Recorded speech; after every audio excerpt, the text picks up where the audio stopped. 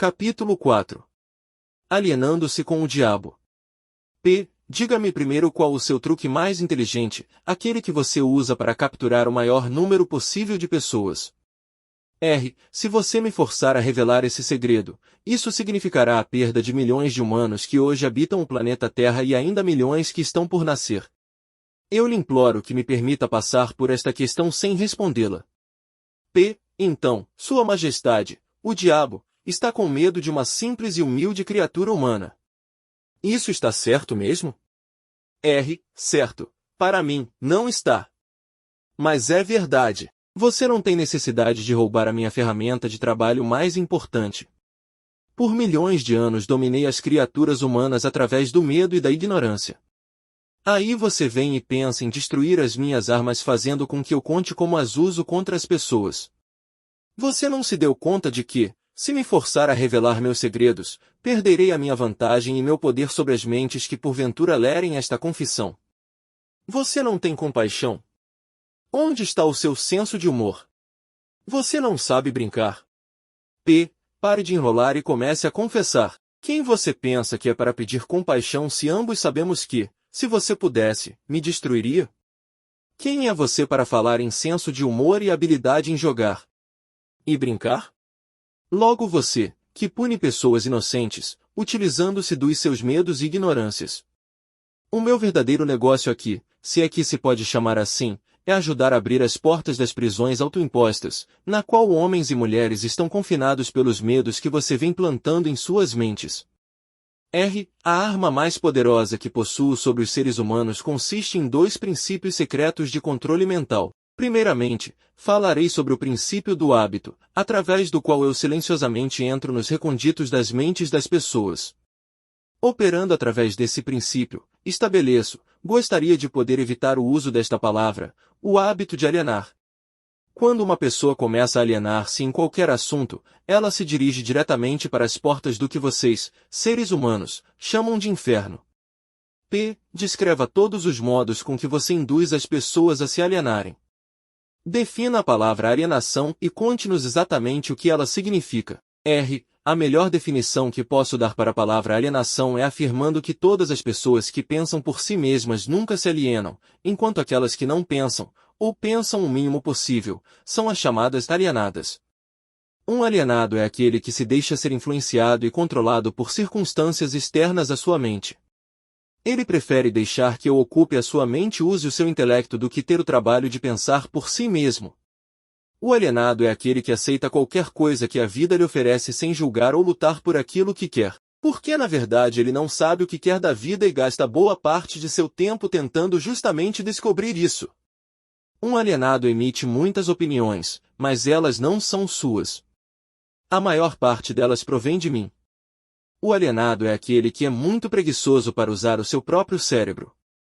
E esta é a principal razão de por que eu consigo assumir o controle de seus pensamentos e plantar as minhas ideias na sua mente. P. Acho que compreendi bem o que é um alienado. Diga-me exatamente quais são os hábitos das pessoas que se alienam ao longo de sua existência. Comece me contando quando e como você ganha o controle da mente de uma pessoa. R. O controle que exerço sobre um ser humano inicia-se ainda na sua juventude. Algumas vezes, lanço as bases para o controle da mente antes ainda de a pessoa ter nascido, manipulando a mente dos seus pais. Algumas vezes, vou ainda mais longe e preparo o controle da mente desses seres humanos através do que vocês chamam de hereditariedade física. Então, conforme você pode ver, tenho duas maneiras de entrar na mente de uma pessoa. P. Sim. Vá em frente e descreva essas duas portas pelas quais você entra e controla as mentes dos seres humanos. R. Como já afirmei, ajudo a trazer as pessoas para o seu mundo com mentes fracas, fornecendo a ela todas as fraquezas dos seus ancestrais. Você chama esse princípio de hereditariedade física. Após o nascimento, uso o que vocês seres humanos chamam de ambiente como um meio de controlá-los. É aí que entra o princípio do hábito. A mente é nada mais nada menos do que a soma de todos os hábitos. Um por um, entro na mente e estabeleço hábitos, que levam finalmente à completa e absoluta dominação. P. Diga-me, quais são os hábitos mais comuns pelos quais você controla as mentes das pessoas? Aqui vem um dos meus mais sábios truques. Entro nas mentes das pessoas através de pensamentos que eles acreditam serem seus. Os mais úteis para mim são medo, superstição, avareza, ganância, luxúria, vingança, raiva, vaidade e preguiça. Através de um ou mais destes, consigo entrar em qualquer mente, em qualquer idade, mas consigo meus melhores resultados quando assumo o controle de uma mente ainda jovem, antes que o seu proprietário tenha aprendido a fechar alguma dessas 9 portas. Então, estabeleço hábitos que mantêm essas portas abertas para sempre. Estou começando a entender os seus métodos. Agora vamos voltar para o hábito de alienar-se. Conte-nos sobre esse hábito que você diz ser o seu melhor truque para controlar as mentes das pessoas. Como disse antes, faço com que as pessoas comecem a alienar-se ainda durante a sua juventude. Eu as induzo a alienarem-se por meio das escolas, sem elas saberem que ocupação elas desejam seguir na vida. Aqui, pego a maioria das pessoas, tal como os hábitos. Aliene-se em uma direção e em breve você estará alienado em todos os segmentos. Também uso hábitos do meio para me darem o controle definitivo das minhas vítimas. Entendo. Faz parte do seu negócio treinar crianças no hábito de alienar-se, induzindo-as a ir para a escola sem propósito ou objetivo. Agora, me conte alguns dos seus outros truques pelos quais você faz as pessoas alienarem-se. Meu segundo melhor truque em desenvolver o hábito de alienar-se é um que coloco em operação em conjunto com pais, professores e instrutores religiosos. Eu o previno a não me forçar a mencionar esse truque, não o revele.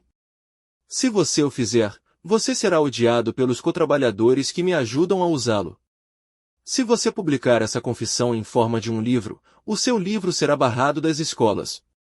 Ele certamente irá para a lista negra da maioria dos religiosos, ele será escondido das crianças por muitos pais, os jornais não ousarão fazer resenhas de seu livro. Milhões de pessoas o odiarão por escrever este livro. Na verdade, ninguém gostará de você ou do seu livro, exceto aqueles que pensam, e você sabe como poucos são desse tipo. Meu conselho para você é que deixe passar a revelação desse segundo truque. Então, para o meu próprio bem, você deseja que eu mantenha escondida a revelação do seu segundo melhor truque. Ninguém gostará do meu livro exceto aqueles que pensam, é isso? Muito bem, vá em frente e responda. Você se arrependerá disso, senhor humano. Mas você será alvo de piada. Devido a esse seu erro, você transferirá a atenção de mim para você. Meus cotrabalhadores, que são milhões, esquecerão de mim e o odiarão por revelar os meus métodos, que eles pensam serem seus. Não se preocupe comigo. Conte-me tudo sobre esse seu segundo melhor truque, com o qual você induz as pessoas a alienarem-se com você para o inferno. Meu segundo melhor truque não é segundo, na verdade. É o primeiro. É o primeiro porque sem ele eu jamais ganharia o controle dos jovens. Pais, professores, instrutores religiosos e muitos outros adultos, sem terem consciência disso, servem à minha causa ajudando-me a destruir o hábito de fazer as crianças pensarem por si mesmas.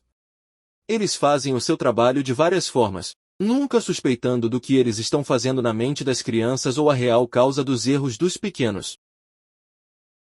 Eu mal posso acreditar em você, Sua Majestade. Eu sempre acreditei que os melhores amigos das crianças fossem aqueles mais próximos a elas, seus pais, seus professores e seus instrutores religiosos.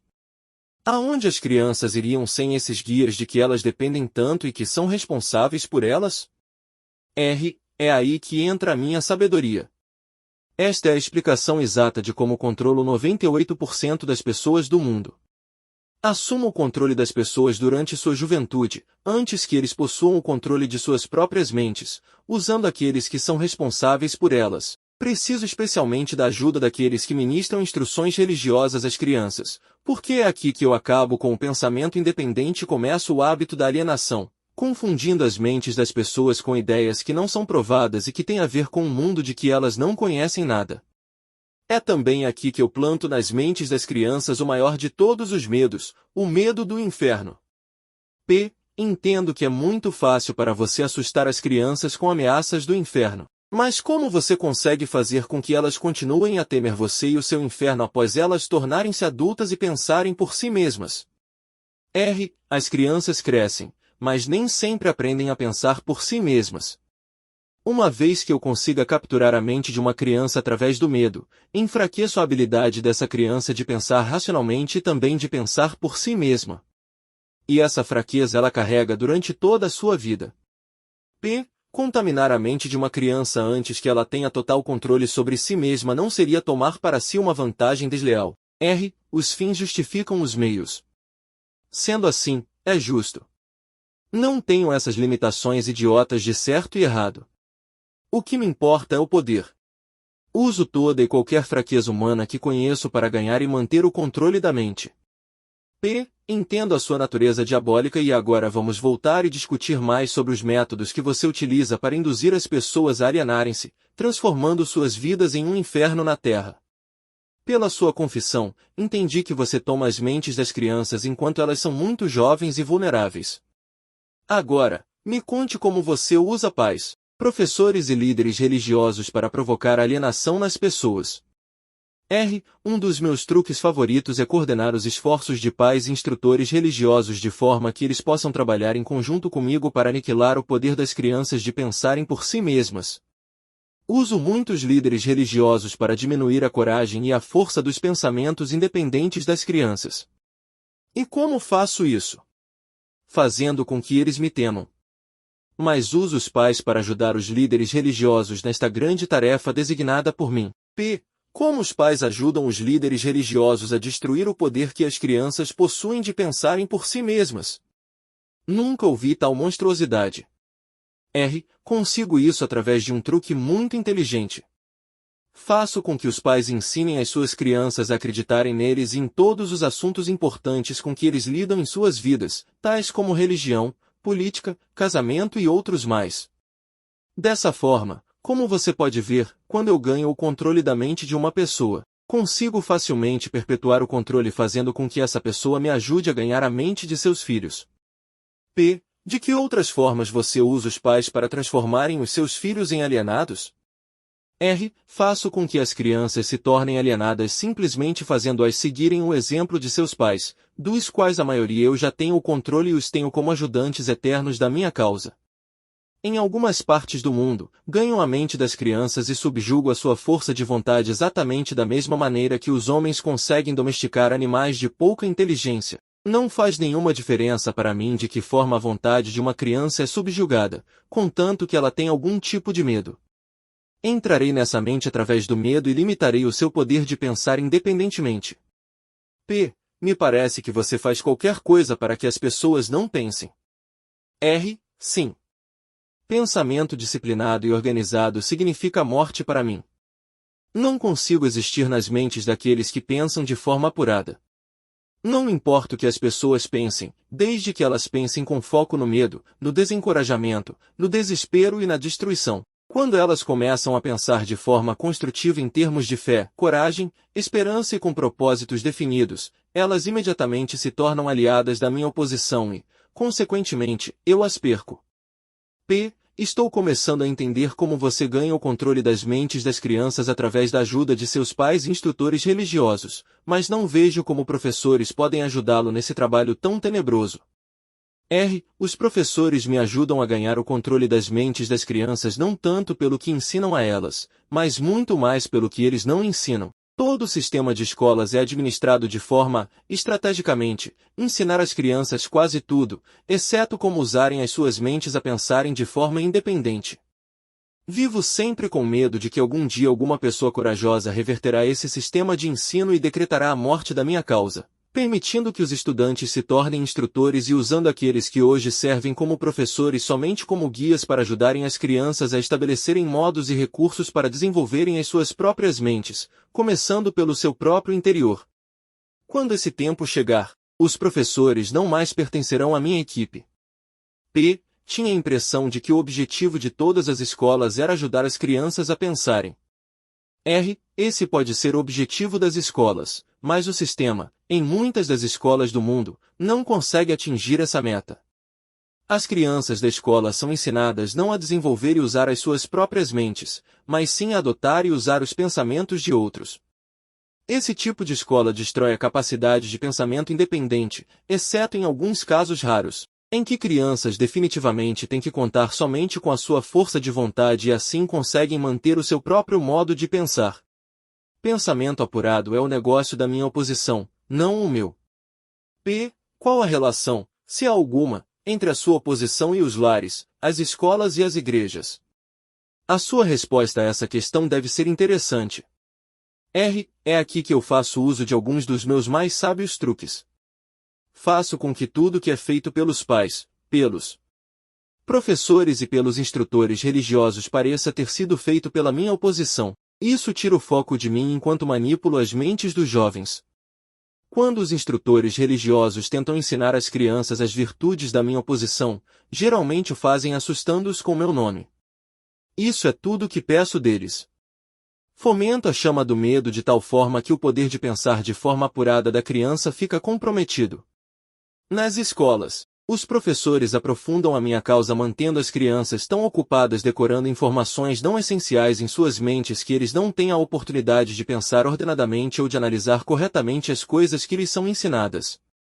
P. Você considera, a favor da sua causa, todos aqueles que são pegos no hábito de alienar-se? R. Não. Alienar-se é somente um dos meus truques, através do qual assumo o poder que seria do pensamento independente. Antes que um alienado se torne propriedade permanente minha, devo guiá-lo e fisgá-lo com outro truque. Contarei a você sobre esse outro truque depois que eu finalizar a descrição dos meus métodos de converter as pessoas em alienados. P. Significa então que você possui um método pelo qual você faz as pessoas se alienarem de tal forma que o seu poder de autodeterminação fica totalmente comprometido, impedindo-as de buscar a sua própria salvação? R. Sim. Um método definitivo. E é tão efetivo que nunca falha. P. Entendo que você diz que o seu método é tão poderoso que a sua oposição não consegue resgatar aqueles que você fisgou pelo hábito da alienação? R. É exatamente isso que estou dizendo. Você acha que eu controlaria tantas pessoas se a minha oposição pudesse evitar isso? Nada pode me deter de controlar as pessoas, exceto as próprias pessoas. Nada pode me parar, exceto o poder do pensamento apurado. Pessoas que pensam de forma apurada não se alienam em nenhum assunto. Elas reconhecem o poder de suas próprias mentes. Além disso, elas assumem o poder de suas mentes e não permitem que nada, nem ninguém, possa influenciá-las. P. Vá em frente e conte-me mais dos seus métodos, pelos quais você faz as pessoas alienarem-se para o inferno com você. R. Faço com que as pessoas se alienem em todos os assuntos em que eu possa controlar o pensamento independente e a ação. Pegue, por exemplo, o tema saúde. Faço com que a maioria das pessoas coma muita comida e o tipo errado de comida. Isso leva à indigestão e à obesidade e destrói o poder do pensamento apurado. Se as escolas e igrejas ensinassem às crianças maneiras mais sadias de alimentar-se, elas causariam um dano irreparável à minha causa. Casamento. Faço com que homens e mulheres alienem-se em seus casamentos sem planos ou objetivos delineados para converter o relacionamento em harmonia. Aqui está um dos meus mais efetivos métodos de converter as pessoas ao hábito de alienar-se. Faço com que pessoas casadas discutam e briguem sobre assuntos financeiros. Eu as faço brigar e desentender-se sobre a forma de educar as crianças. Faço com que eles entrem em controvérsias desagradáveis sobre seus próprios assuntos íntimos e em desacordos sobre amigos e atividades sociais. Eu os mantenho tão ocupados procurando falhas um no outro que eles nunca têm tempo suficiente para fazer qualquer coisa que pudesse quebrar o hábito da alienação. Profissão. Ensino as pessoas a tornarem-se alienadas fazendo com que elas abandonem as escolas para pegar o primeiro emprego que acham, sem nenhum plano ou objetivo definido, sem nenhuma meta ou propósito, exceto a sobrevivência. Através desse truque, mantenho milhões de pessoas tomadas pelo medo da pobreza durante todas suas vidas. Através desse medo, eu as guio lentamente, mas sempre para frente, até o ponto em que nenhum indivíduo consegue quebrar o hábito da alienação. Poupança. Faço com que as pessoas gastem deliberadamente e que economizem o mínimo ou nada, até que eu as tenho totalmente sob controle pelo medo da pobreza. Ambiente. Faço com que as pessoas alienem-se em ambientes desarmoniosos e desagradáveis em seus lares, nos lugares onde trabalham, nos seus relacionamentos com parentes e desconhecidos, E faço com que eles fiquem nesses ambientes até que eu os tenha sob controle, no hábito da alienação. Pensamentos dominantes. Faço com que as pessoas alienem-se caindo no hábito de pensar negativamente. Isso leva a atos negativos e envolve as pessoas em controvérsias e preenche as suas mentes com temores, pavimentando, dessa forma, o caminho para eu entrar e controlar as suas mentes. Quando entro, faço com que as pessoas pensem que esses pensamentos negativos são criações suas. Planto as sementes do pensamento negativo nas mentes das pessoas através do púlpito das igrejas, dos jornais, dos filmes, do rádio e de todos os outros meios de que a mídia se utiliza para chegar até a mente. Faço com que as pessoas me permitam tomar conta de seus pensamentos porque elas estão muito preguiçosas ou muito indiferentes para pensarem por si mesmas. Concluo, pelo que você diz, que alienação e procrastinação são a mesma coisa. É verdade? Sim, isso é verdade. Qualquer hábito que leve uma pessoa a procrastinar, de tal forma que a pessoa deixe para depois tomar uma decisão definitiva, conduz ao hábito da alienação. O homem é a única criatura que se aliena? Sim. Todas as outras criaturas movem-se de acordo com leis definidas pela natureza. O homem sozinho desafia as leis da natureza e aliena-se quando quer. Tudo o que ocorre fora das mentes dos homens é controlado pela minha oposição, por leis tão claras e definidas que se alienar é impossível. Controlo as mentes dos homens somente devido aos seus hábitos de se alienarem, que é outra maneira de dizer que controlo as suas mentes somente porque eles negligenciam e recusam-se a controlar e usar as suas próprias mentes. Isso está ficando uma coisa muito profunda para um mero ser humano. Vamos voltar para a discussão de algo menos abstrato. Por favor, me diga como o hábito da alienação afeta as pessoas no dia a dia da vida e diga-me também de que forma uma pessoa mediana conseguiria entender. Eu preferiria manter esta entrevista entre as estrelas, em alto nível. Não tenho dúvida que você preferiria. Isso pouparia de ficar exposto. Mas vamos voltar para a Terra. Diga-me agora o que o hábito da alienação está fazendo para nós, como nação aqui nos Estados Unidos. Francamente, devo dizer a você que odeio os Estados Unidos de tal forma que só o diabo pode odiar. Isso é interessante. Qual a causa desse ódio? A causa nasceu em 4 de julho de 1766, quando 56 homens assinaram um documento que destruiu as minhas chances de controlar a nação. Você conhece esse documento como a Declaração da Independência. Não tivesse sido pela influência desse maldito documento, eu teria neste momento um ditador governando o país. E aí eu poderia parar com essa coisa de direito de livre discurso e pensamento independente, atributos que estão ameaçando meu comando sobre o planeta Terra. Pelo que estou entendendo e pelo que você diz, as nações que são controladas por ditadores que se autoelegeram pertencem ao seu campo? Não existem ditadores autoescolhidos. Elejo e escolho a todos. Além disso, eu os manipulo e os direciono em seus trabalhos. Meus ditadores sabem o que eles querem e tomam o poder pela força. Olhe o que fiz através do Mussolini na Itália. Olhe o que estou fazendo através de Hitler na Alemanha. Olhe o que estou fazendo através de Stalin na Rússia. Meus ditadores governam essas nações para mim porque as pessoas foram subjugadas pelo hábito da alienação. Meus ditadores não se alienam. E esse é o motivo pelo qual eles governam para mim milhões de pessoas e as mantêm sob seu controle. O que aconteceria se Mussolini, Stalin e Hitler se tornassem traidores e desobedecessem a você e à sua regra? Isso não acontecerá porque eu os tenho à custa de uma propina bem paga. Estou pagando cada um deles com a medida de suas vaidades, fazendo com que eles acreditem que as suas ações são próprias. Isso é um truque meu. Vamos voltar aos Estados Unidos e aprender alguma coisa do que você está fazendo para converter as pessoas ao hábito da alienação. Exatamente agora, estou pavimentando a estrada para um regime ditatorial, semeando as sementes do medo e da incerteza nas mentes das pessoas. Através de quem você está realizando o seu trabalho? Principalmente através do presidente, Franklin D. Roosevelt. Estou destruindo a sua influência com as pessoas, fazendo com que ele se aliene na questão de trabalhar um acordo entre empregadores e seus empregados. Se eu conseguir induzi-lo a alienar-se por mais um ano, ele será tão fortemente desacreditado que eu poderei entregar o país a um ditador. Se o presidente continuar a alienar-se, eu paralisarei a liberdade pessoal nos Estados Unidos, do mesmo jeito que eu destruí na Espanha, na Itália, na Alemanha e na Inglaterra. P. O que você está dizendo leva-me a uma conclusão de que se alienar é uma fraqueza que inevitavelmente acaba em fracasso, seja por indivíduos ou nações. É isso que você prega? R. Alienar-se é a causa mais comum de fracasso em qualquer momento da vida. Consigo controlar qualquer um que eu possa induzir a formar o hábito da alienação, seja qual for a área de atuação.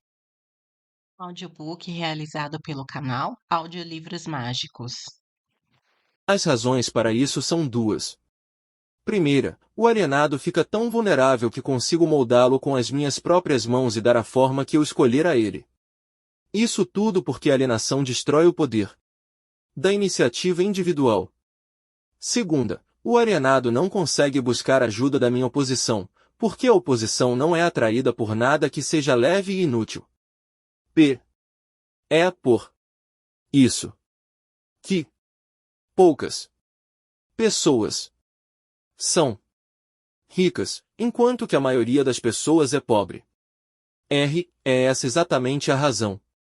A pobreza, tal como a doença, é contagiosa. Você sempre vai encontrar a pobreza entre os alienados, nunca entre aqueles que sabem o que querem e estão determinados a conseguir. Talvez possa significar alguma coisa para você quando chamo a sua atenção para o fato de que aqueles que nunca se alienam, que são os mesmos que eu não controlo, são aqueles que possuem as maiores riquezas deste mundo. Eles acabam sendo as mesmas pessoas, as que não se alienam, que não controlo e acabam tornando-se ricos, muito ricos. P. Sempre entendi que o dinheiro era a raiz de todo o mal, que os pobres e desafortunados herdariam o céu, enquanto os ricos inevitavelmente acabariam em suas mãos. O que você tem a dizer dessa crença? R. Os homens que sabem como conseguir as coisas materiais desta vida geralmente sabem também como manter-se longe do alcance das mãos do diabo. A habilidade de adquirir coisas é contagiosa.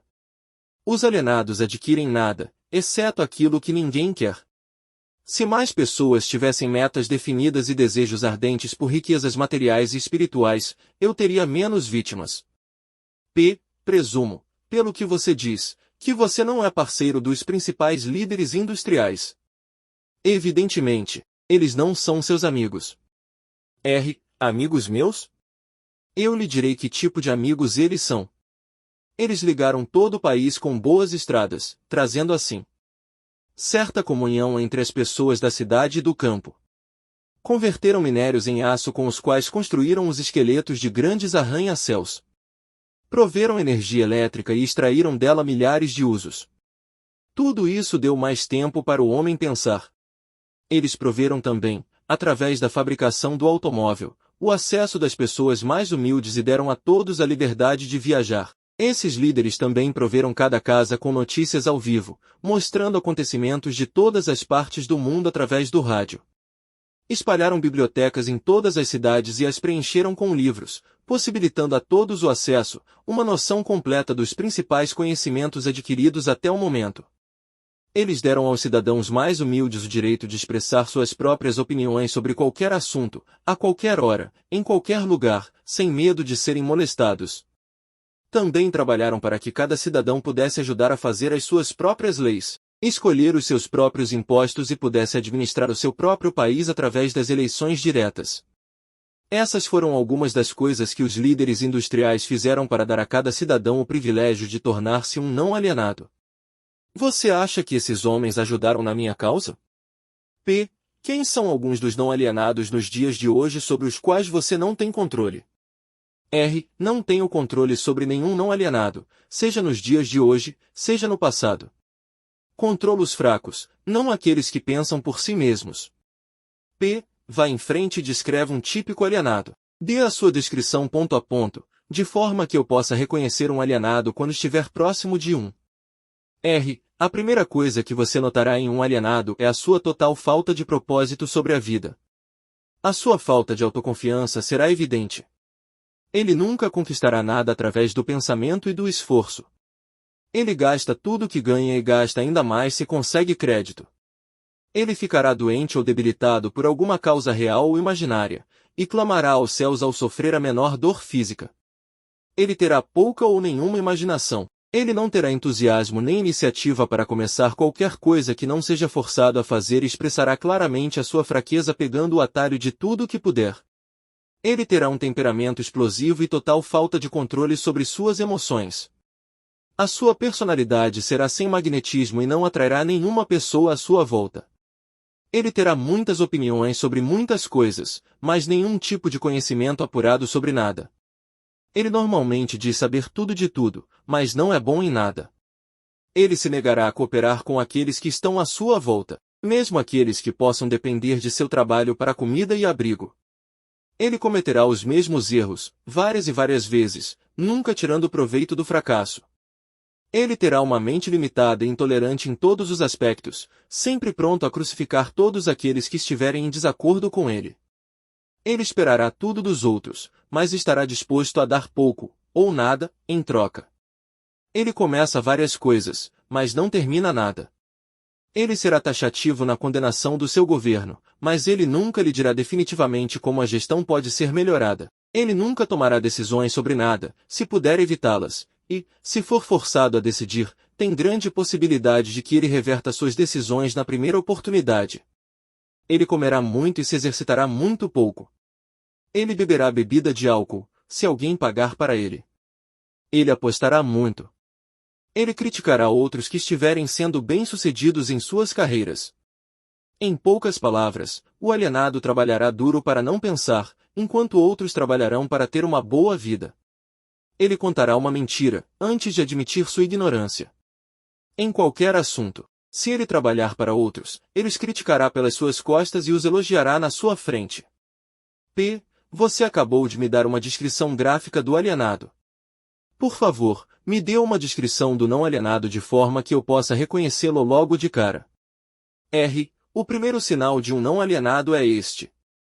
Ele está sempre engajado em fazer algo definido, através de algum plano muito bem organizado e detalhado, o qual também é definido. Ele tem um objetivo maior na vida, no qual ele está sempre trabalhando, e muitos outros menores objetivos, todos os quais o levam ao seu esquema estratégico central.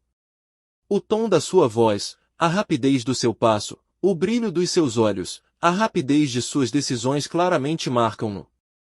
Como uma pessoa que sabe exatamente o que quer e está determinada a consegui-lo, não importa quanto tempo possa levar ou o preço que tenha que pagar.